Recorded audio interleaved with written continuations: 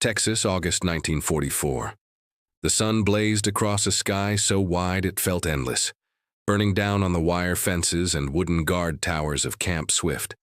Dust hung in the air, still as glass, while 18 German women stood in formation outside the quartermaster's office, bareheaded, silent, their faces pale beneath weeks of ocean transport and interrogation. They had been told to remove their civilian clothes. The order came through a translator, crisp and final. Each woman understood what this meant, what every woman prisoner understood when male guards gave such commands.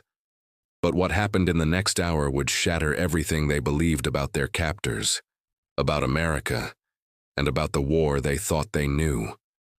The Atlantic had been merciless. 18 women, ages 19 to 42, packed into the converted cargo hold of a Liberty ship designated for prisoner transport. They had been captured across North Africa and Italy. Nurses, translators, Luftwaffe auxiliaries, one meteorologist named Ilse Hahn, who had tracked weather patterns for submarine operations off the coast of Tunisia. The ship rolled through September storms, and the women clutched their bunks while seawater leaked through riveted seams, pooling in the darkness where rats moved like shadows. Ilse kept a diary, the pages now warped with salt spray. She wrote in careful script, the letters precise despite the motion. Day 17, Anna is sick again. We share one bucket.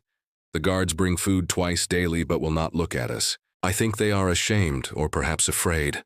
Margaret says we will be executed when we reach land. She says this in the dark and no one answers her. Above deck, American sailors avoided the cargo hold. They knew women were down there, enemy women, but orders were orders and the war churned forward regardless of gender or circumstance. The captain, a man named Ridgway from Philadelphia, had insisted on 2 female Navy nurses to attend to the prisoners. It was the only mercy granted, and even that had required authorization from 3 separate command structures. The women had been told nothing about their destination. In the hold's dim light, they invented theories, each more terrifying than the last. Execution camps, labor battalions in frozen territories, brothels for occupation forces.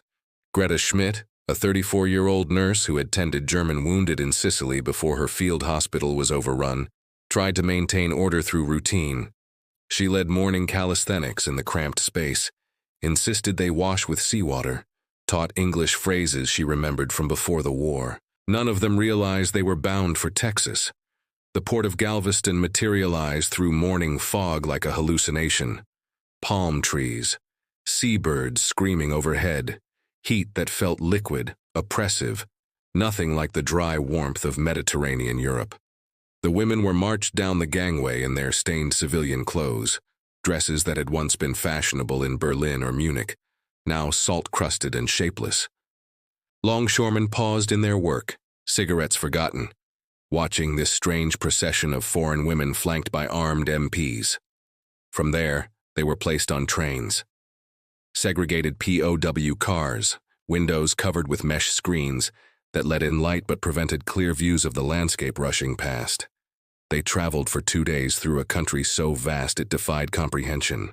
Endless farmland, towns that appeared and vanished, refineries belching smoke against sunset skies. The guards brought sandwiches, white bread, ham, mustard, and the women ate in silence, tasting a prosperity that seemed obscene while Europe starved. Ilse pressed her face against the mesh, trying to understand this place. She had been taught that America was decadent, weak, crumbling under the weight of racial mixing and Jewish influence.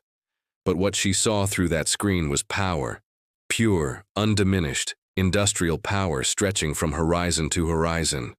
Factories running at full capacity, new automobiles gleaming in parking lots, women in the train stations wearing stockings and lipstick, laughing, as if war were something happening on another planet. Day 23, she wrote. We are entering a territory called Texas. The land is flat and goes on forever.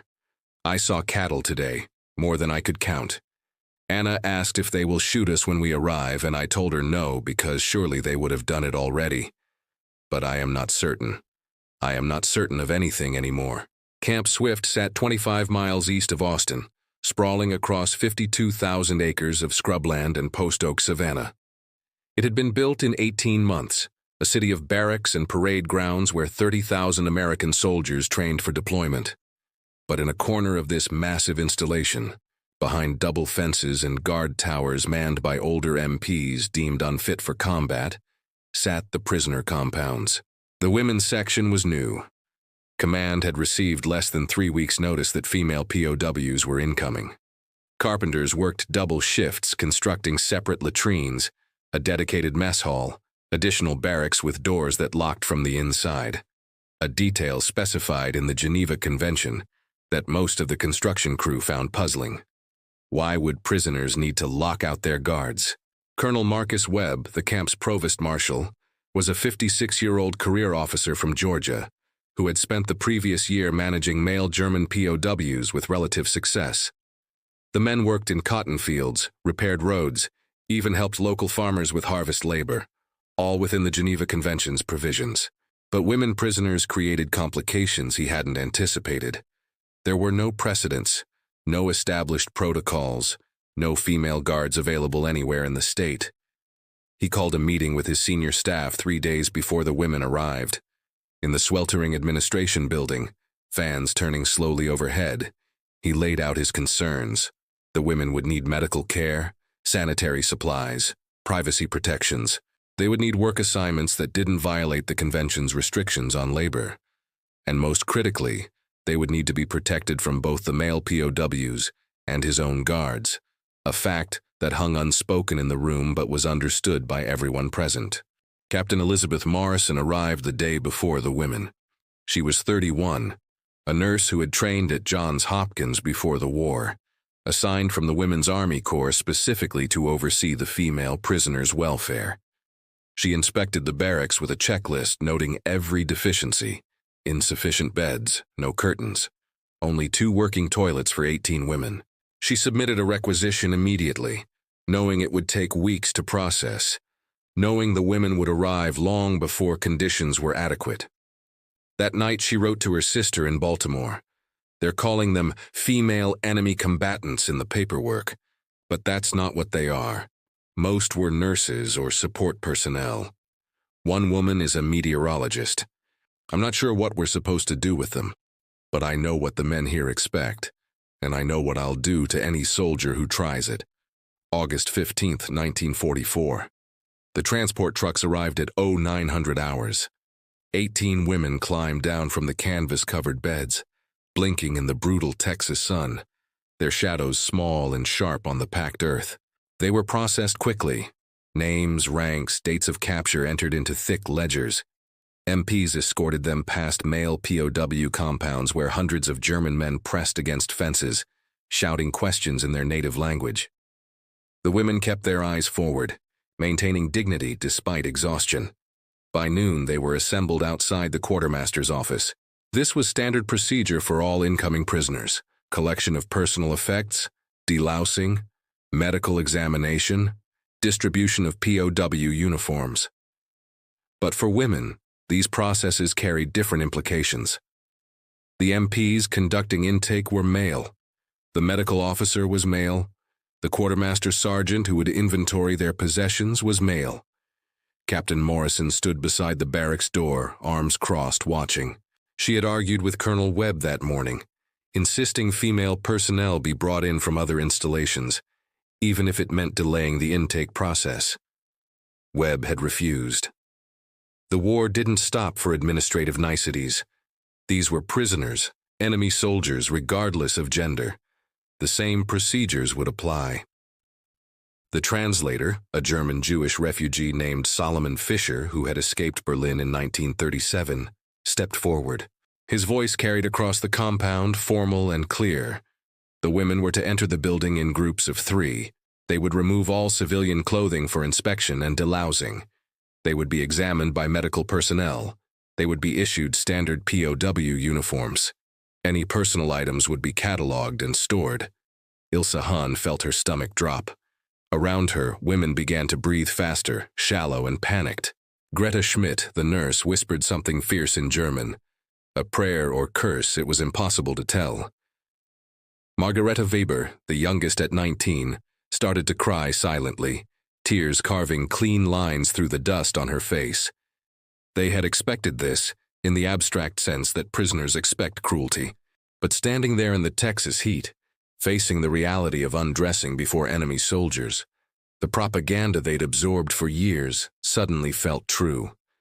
Americans were savages after all. This was the beginning of what they'd been warned about. The first group was called forward. 3 women, including Ilsa, moved toward the door. Each step felt like walking toward execution.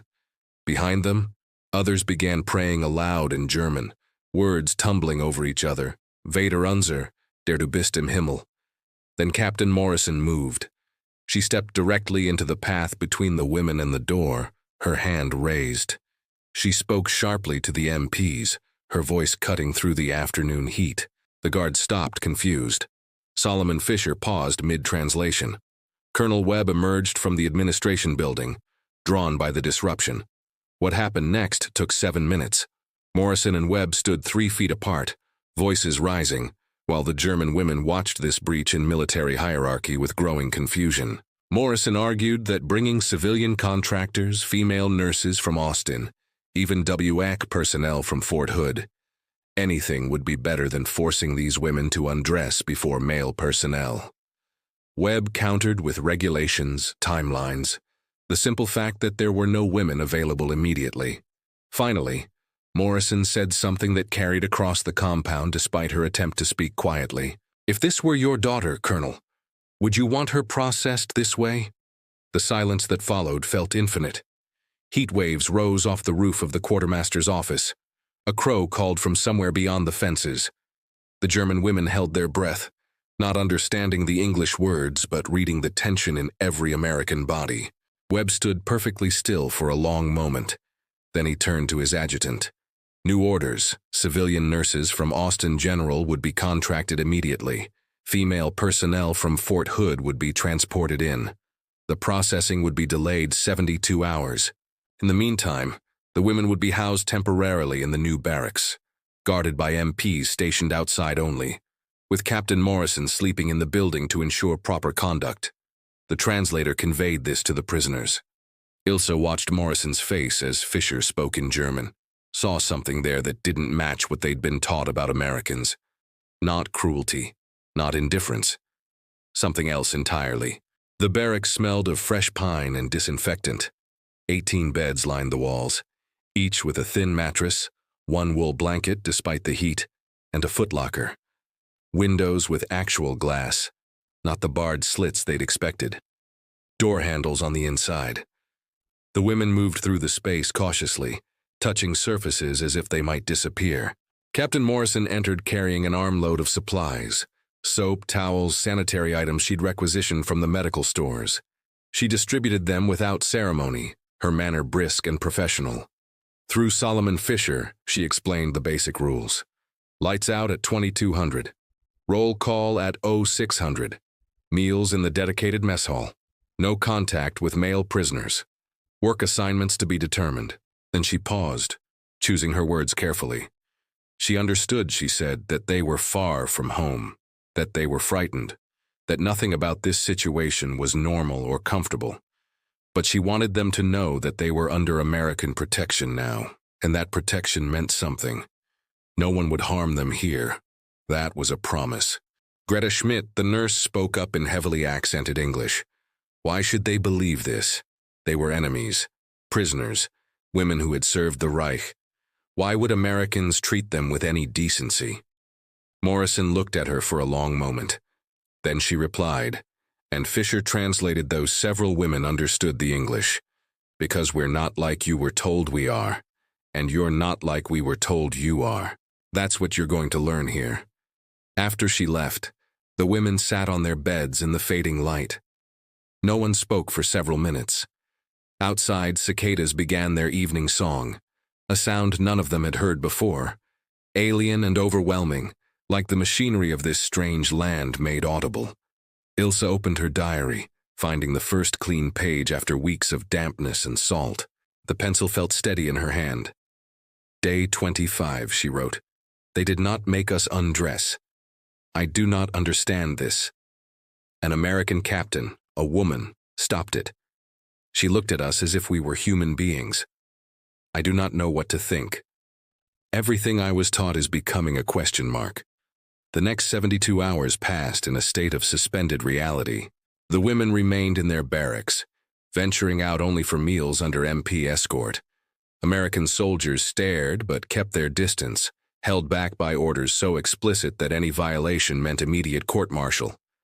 The camp's routine continued around them, men drilling in distant fields, trucks hauling supplies, the perpetual movement of a military installation at war.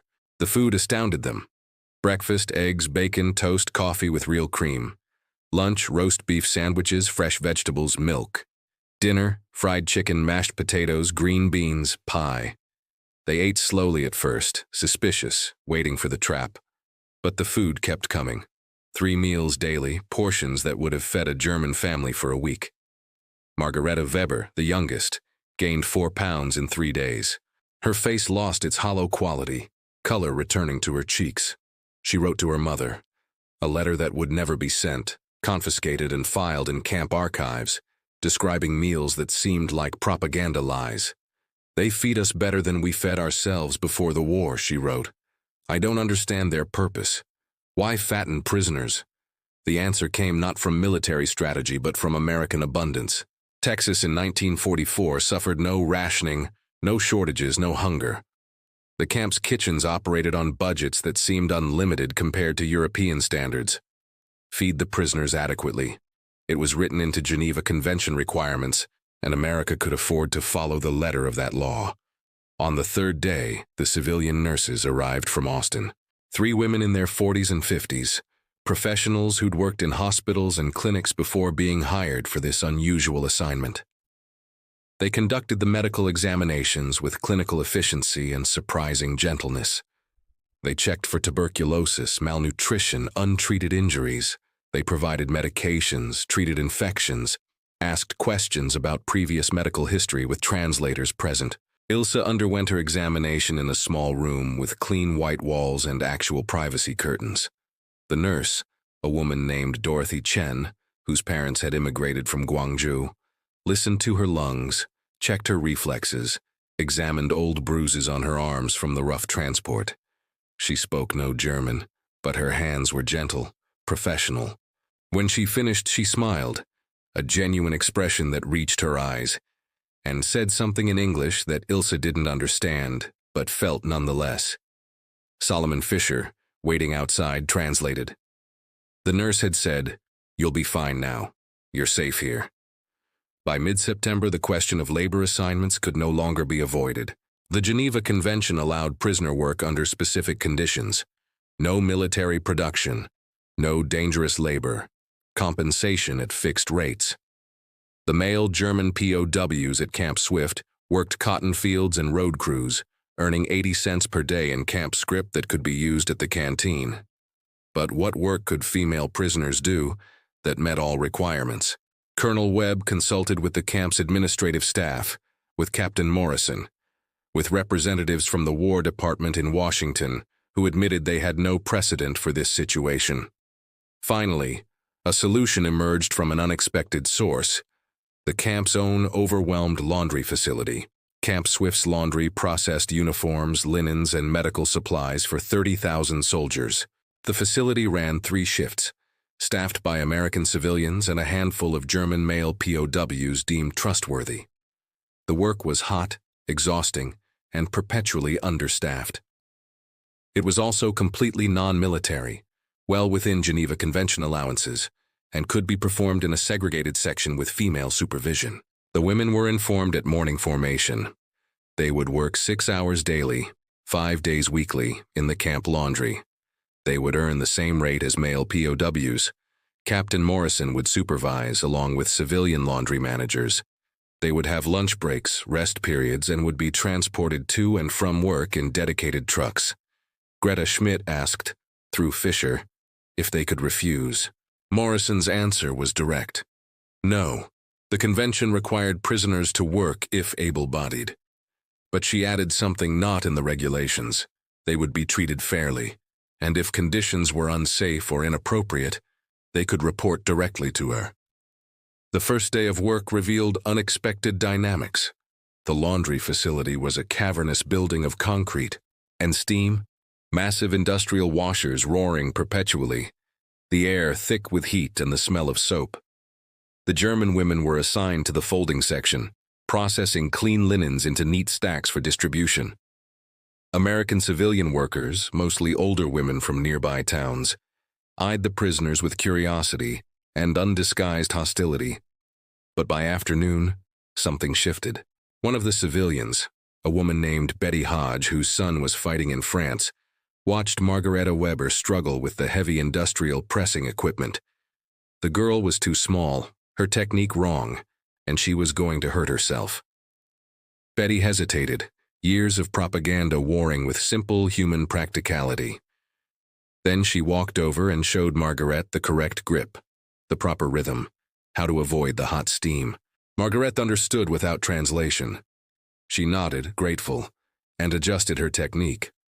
They worked side by side for the next hour without speaking, separated by language and war, but united by the simple physics of folding sheets.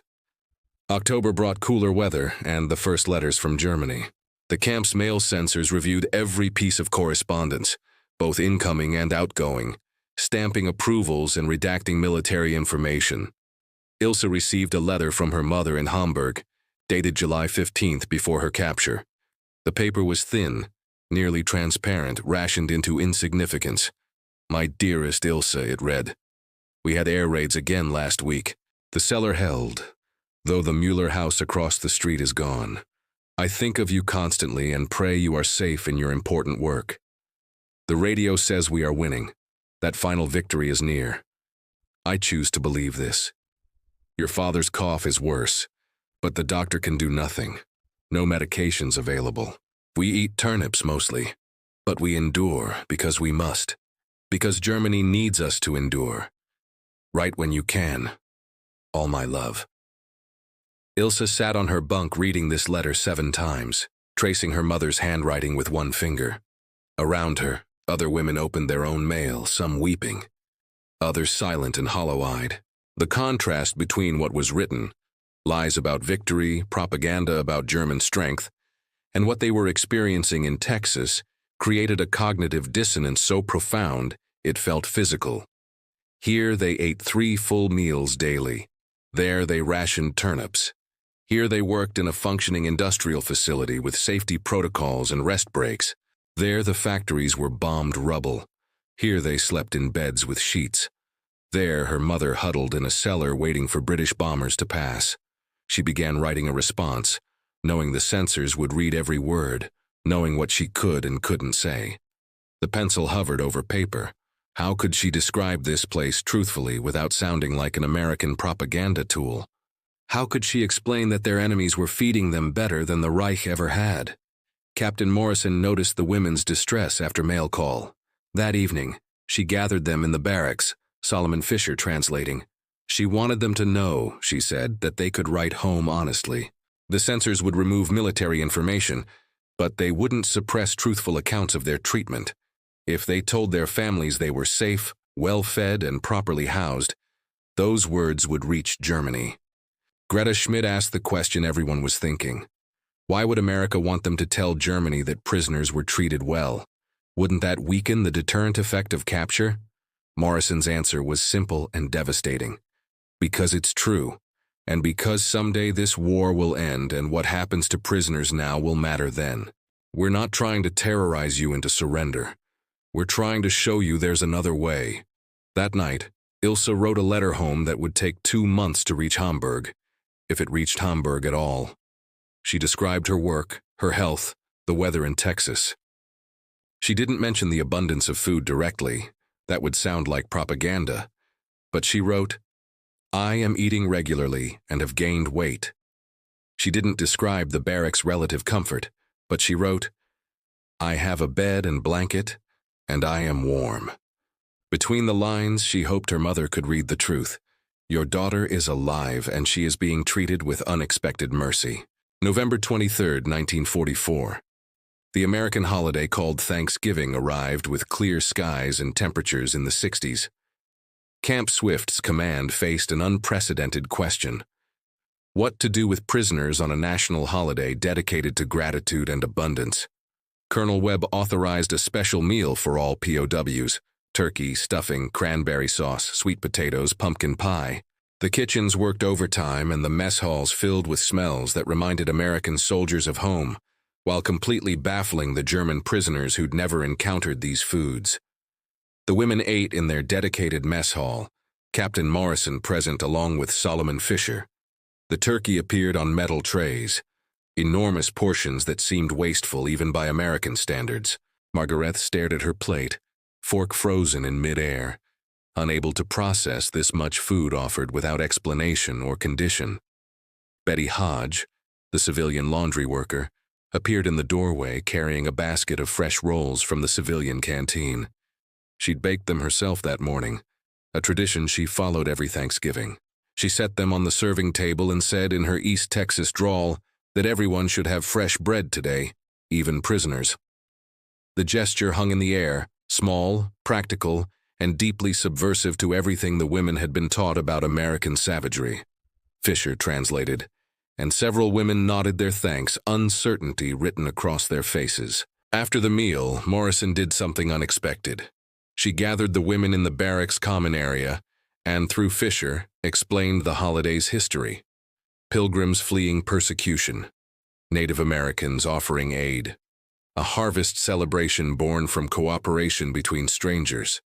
She didn't draw explicit parallels, but the subtext was impossible to miss. Even enemies could break bread together. Even in war, there were moments of shared humanity. Greta Schmidt asked permission to speak. Morrison nodded. Greta said, in careful English she'd been practicing, that in Germany they had a similar harvest festival, Erntedankfest. Different traditions, different foods, but the same basic idea. Gratitude for survival, for food, for another year lived. Morrison smiled, genuinely pleased. She replied in English, and Fisher translated, though Greta understood. Maybe we're not as different as we thought. That evening, Ilsa wrote in her diary with unusual length, filling 3 pages in her cramped script. She described the turkey, the pie, Betty Hodge's rolls, but mostly she wrote about the look on Morrison's face when Greta mentioned Erntedankfest. Recognition, connection, the acknowledgement that shared humanity persisted despite politics and war. I don't know what to believe anymore, she wrote. The America I see here doesn't match the America I was taught to hate. These people feed us, protect us, even celebrate their holidays with us. Are we prisoners or guests? Are they captors or something else entirely? I think the answer is somewhere between, in a space I don't have words for yet. December brought genuine cold, shocking after months of Texas heat. The women received winter coats from military surplus, wool and heavy, emblazoned with PW in large letters on the back. They wore them gratefully despite the stigma, because warmth mattered more than pride. The laundry work continued, routine establishing itself through repetition. The German women and American civilian workers developed a wordless cooperation, communicating through gesture and demonstration.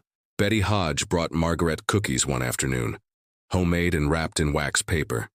Margaret offered Betty a small carved bird she'd made from scrap wood during evening hours, a gift that Betty accepted with visible emotion, placing it on her kitchen windowsill where it would remain for the next 30 years. These small exchanges accumulated into something larger. Captain Morrison observed them with careful attention, documenting everything in reports to Camp Swift Command, and eventually to War Department analysts studying prisoner treatment protocols. What was happening here wasn't just humane detention. It was rehabilitation, deprogramming, the slow dissolution of Nazi ideology through simple human contact. Christmas arrived with more complications. The camp chaplain, Captain Robert Henderson, a Baptist minister from Tennessee, proposed holding a Christmas service that would include the German women. Colonel Webb initially refused, citing security concerns and the religious complexity. How could you hold Christian services for enemies? Morrison argued differently. Many of the women were practicing Christians, some devoutly so. Denying them religious observance violated Geneva Convention provisions on prisoner welfare. More importantly, it contradicted America's stated values. If the war was about defending freedom, including religious freedom, then denying these women access to worship made the entire struggle hypocritical. Webb relented. On Christmas Eve, the women were escorted to the camp chapel, a simple wooden building with rough pews and a cross fashioned from scrap lumber. American soldiers filled the front rows, MPs stationed at exits, but the atmosphere felt more sacred than hostile. Chaplain Henderson conducted the service in English, but he'd learned enough German to read the Christmas story from Luke in both languages. Fürchtet euch nicht, siehe, ich verkündige euch große Freude. Several women wept openly. Margarete sang Stille Nacht in German while soldiers hummed Silent Night in English, the same melody bridging the language gap. For 20 minutes, the war receded. They were simply Christians marking the birth of their Savior, regardless of which side they fought for. After the service, Betty Hodge approached Greta Schmidt. Through gestures and broken fragments of both languages, they managed a conversation. Betty's son was somewhere in France. Greta had treated German wounded in Sicily before capture. They didn't discuss politics or blame. Betty simply asked if Greta thought the fighting would end soon. Greta replied, in halting English, that she hoped so. They stood together in the cold Texas night, breath visible in the air. Two mothers separated by war, but connected by the universal desire for their children's survival. By early 1945, the war's trajectory became undeniable, even to those who'd believed German propaganda. News filtered into Camp Swift, the failed Ardennes offensive, Soviet advances from the east, Allied bombing reducing German cities to rubble. The women listened to censored news reports in their barracks, faces growing progressively more hollow as they confronted what awaited them at war's end. Ilse's letters from Hamburg stopped arriving in January. The last correspondence, dated November, mentioned increasing air raids and food shortages so severe her mother's writing had become nearly illegible, the script wavering with malnutrition. After that, silence. Ilse checked mail call daily, hope fading incrementally until all that remained was numb acceptance that her mother was probably dead, Hamburg probably destroyed, her entire previous life probably erased. She continued working in the laundry, folding American sheets with mechanical precision, her mind elsewhere. Betty Hodge noticed the change, the way Ilse moved through tasks like a ghost. One afternoon, Betty brought 2 cups of coffee and sat beside Ilse during their break. They didn't share a common language, but grief needs no translation. Betty placed her hand over Ilse's, a simple gesture of solidarity, and they sat in silence while steam rose from the industrial washers. Captain Morrison gathered the women in late February for a difficult conversation. The war was ending. Germany would lose. That much was certain now. When it ended, they would be repatriated. But returning to Germany in 1945 meant returning to devastation. Cities bombed flat, food supplies collapsed, infrastructure destroyed, millions displaced. The country they left no longer existed. She didn't offer this information as propaganda or gloating. She presented it as preparation, as truth they needed to face. Through Solomon Fisher, she asked what they wanted to do with their time at Camp Swift. They would remain prisoners until repatriation, but within that constraint, they had choices. They could learn English more seriously. They could train in skills that might help in reconstruction. First aid, basic construction, administrative work. They could prepare for what came next. Greta Schmidt spoke for the group. They wanted to learn. Whatever skills America could teach them, they would absorb, because going home to nothing required every advantage they could gain. The next month saw Camp Swift transform into an unlikely school. Morrison brought in instructors from Austin, a retired English teacher, a nurse willing to provide advanced first aid training, a Red Cross representative with disaster relief experience. The women studied between laundry shifts, their barracks filled with textbooks and practice materials. They learned English idioms, medical terminology, techniques for purifying water and treating wounds in field conditions. They were preparing for apocalypse. They were preparing to rebuild Germany from ashes. and they were learning from the enemy that had defeated them. May 8, 1945, VE Day. Camp Swift erupted in celebration, soldiers cheering, jeeps racing through compound streets, impromptu bands playing patriotic music. The war in Europe was over. Hitler was dead. Germany had surrendered unconditionally. In the women's barracks, silence. 18 women sat on their bunks, hearing American joy through the walls, confronting the reality that their nation's total defeat was cause for worldwide celebration. Everything they'd been raised to believe, German superiority, the righteousness of their cause, the inevitability of victory, had been revealed as lies. They had lost not just the war, but the entire ideological framework that gave their lives meaning. Captain Morrison entered the barracks that evening alone. She dismissed Solomon Fisher, choosing to speak in simple English that most women could now understand. She wanted to say something, she explained, that might be difficult to hear but needed to be said. They had lost. That was truth, and there was no softening it. But losing didn't make them worthless. It didn't erase their humanity. What mattered now was what they did with defeat. Would they cling to the ideology that had led Germany into catastrophe? Or would they take what they'd learned here about fairness, about mercy, about the possibility of coexistence, and carry it home? She didn't expect an answer. She simply wanted them to think about it. Then she left, her footsteps echoing in the corridor. Ilse wrote in her diary that night, her final extended entry after months of documentation. Germany has fallen, she began. Everything we believed was false. I should feel destroyed by this, and part of me does. But another part, a part that has grown here in Texas, fed by unexpected kindness and inexplicable mercy, feels something else. Relief, perhaps, or the possibility of relief.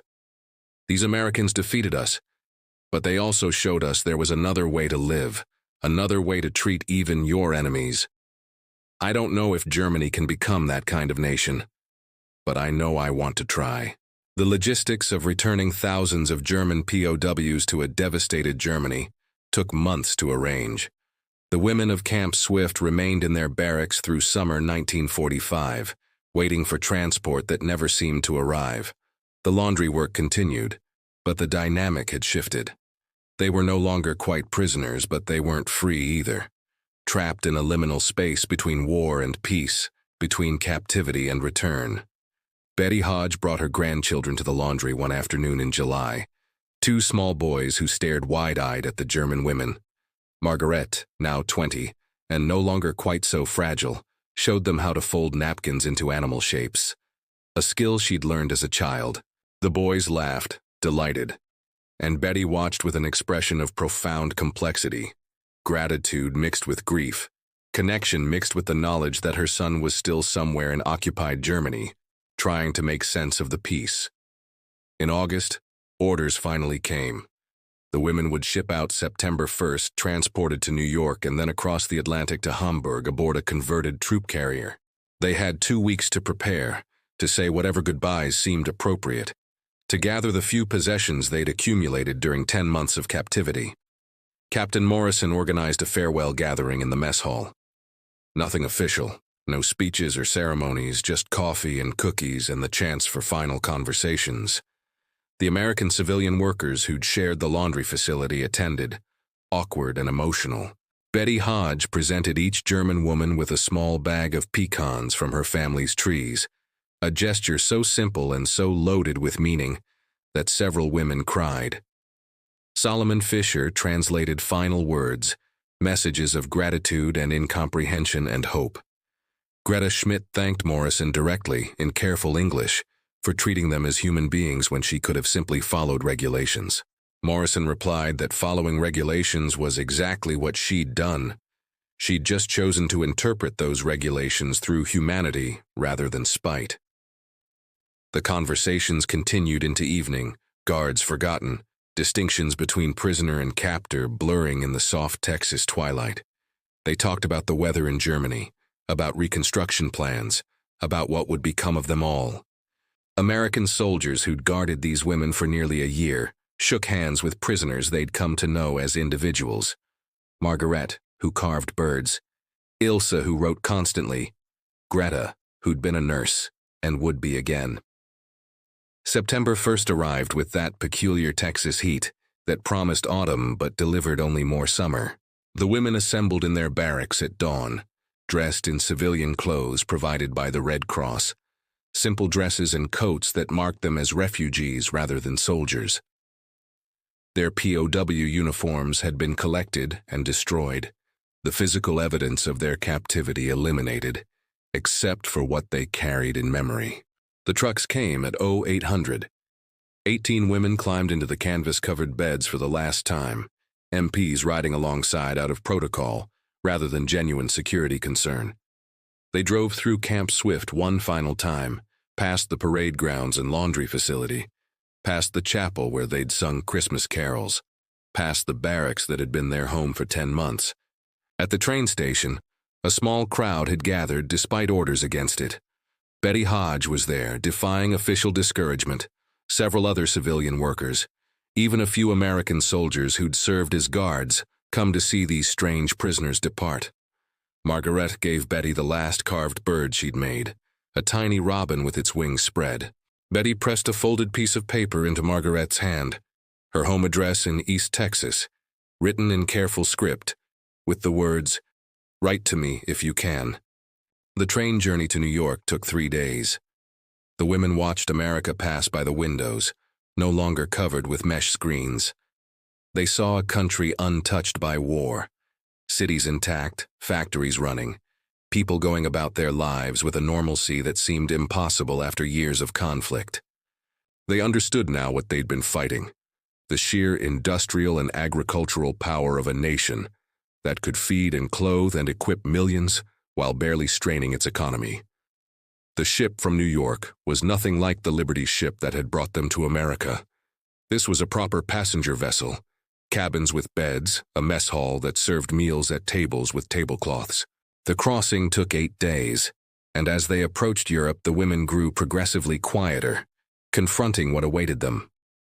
Hamburg came into view through morning fog, or rather what remained of Hamburg. The city they'd left was gone, replaced by skeletal ruins and rubble mountains that stretched to the horizon. The harbor's famous buildings were gutted shells. Entire neighborhoods had been erased by firestorms. This was their homecoming, return to apocalypse. Ilse Hahn found her mother in a displaced persons camp outside Hamburg, living in a converted factory with 200 other refugees. Her father had died during the January raids. Their house was rubble. Everything they'd owned was gone. But her mother was alive, gaunt and aged beyond her 60 years, but alive. They sat together in the crowded camp, and Ilse tried to explain where she'd been. She described Texas, the camp, the American captain who'd protected them. She talked about abundance, about kindness from enemies, about everything she'd witnessed that contradicted what they'd been taught. Her mother listened in silence, then said simply, "We were lied to about everything." Ilse carried her diary from Camp Swift in her bag, pages filled with observations and realizations. She would keep it for the rest of her life, eventually donating it to a German museum documenting POW experiences. It would become one of the most complete accounts of female prisoners in American camps. Not just a record of captivity, but a document of transformation, of propaganda dissolving under the weight of lived experience. Margareta Weber settled in Munich, using her Red Cross first aid training to work in a refugee hospital. She corresponded with Betty Hodge for 43 years, their letters growing less frequent but never stopping entirely. In 1988, Margaret visited Texas, an old woman returning to the site of her captivity. Betty drove her past Camp Swift, mostly demolished but with a few buildings preserved as historical markers. They stood together in the Texas heat, two elderly women bridged by a war that had ended decades earlier, and Margaret said in careful English, "This place saved my life." Greta Schmidt became a nurse in reconstruction efforts, eventually helping establish a civilian hospital in Frankfurt. She taught younger nurses not just medical technique but philosophy, how to see patients as humans rather than statistics, how to maintain dignity even in desperate circumstances. When asked where she'd learned this approach, She always credited her time in American captivity, specifically a captain named Morrison, who'd treated prisoners as people deserving respect. Captain Elizabeth Morrison remained in the Army until 1948, then returned to nursing in Baltimore. She never spoke publicly about her work at Camp Swift, considering it simply part of her duty. But in 1973, she received a letter from Germany. A group of former female POWs had organized a reunion and wanted to thank her. She didn't attend, but she kept the letter in her desk drawer until her death in 1991. The story of German women POWs in Texas is barely remembered now, a footnote in the vast history of World War II. But for the women who lived it, those 10 months represented something profound, the moment their understanding of the world cracked and reformed. They had expected brutality and found mercy. They had anticipated degradation and received protection. They had been prepared for cruelty, and instead encountered humans who chose to honor their own stated values, even when no one would have blamed them for cruelty. The order to undress that August day in 1944 became the pivot point, the moment when Captain Morrison chose to delay protocol, to insist on dignity, to protect women who were supposed to be her enemies. That single decision rippled outward through months of small choices, each one eroding the propaganda these women had absorbed, each one demonstrating that the world was more complex than they'd been taught. When they returned to Germany, they carried those lessons home. Not all of them. Some clung to old beliefs, unable to reconcile defeat with reality. But many, like Ilse and Margaret and Greta, became voices for a different Germany. They raised children who questioned authority. They voted in elections that slowly transformed their nation. They remembered that even in war, mercy was possible, and that memory shaped how they lived their peace. The American soldiers who guarded them also carried lessons forward. They learned that enemies were human, that propaganda simplified reality, that showing mercy didn't weaken America but strengthened it. Some became advocates for better veteran treatment, remembering how they'd been ordered to protect rather than punish. Others simply lived differently, treating strangers with the assumption of shared humanity rather than immediate suspicion. And Betty Hodge kept Margaret's carved robin on her windowsill until her death in 1976. Her grandchildren asked about it sometimes. This small wooden bird, carefully preserved, obviously important. She would tell them it was a gift from a German woman during the war, and that it reminded her that kindness could exist even between enemies, that mercy was always possible if people chose it. The barracks at Camp Swift are gone now, demolished decades ago. The laundry facility was torn down in the 1950s. The chapel burned in 1967. But the memory persists in archives and letters, and the scattered descendants of women who experienced something unexpected in the Texas heat. The transformation that comes from being treated as human even when everything suggested you should be treated as enemy, as other, as less than human. This is what happened when German women POWs in Texas were ordered to undress and couldn't believe what came next. Not violation, but protection. Not cruelty, but mercy. Not the confirmation of propaganda, but its dissolution. It was a small story in a vast war, but it contained within it everything that matters about how we choose to treat each other when we have the power to be cruel and select, instead, to be kind.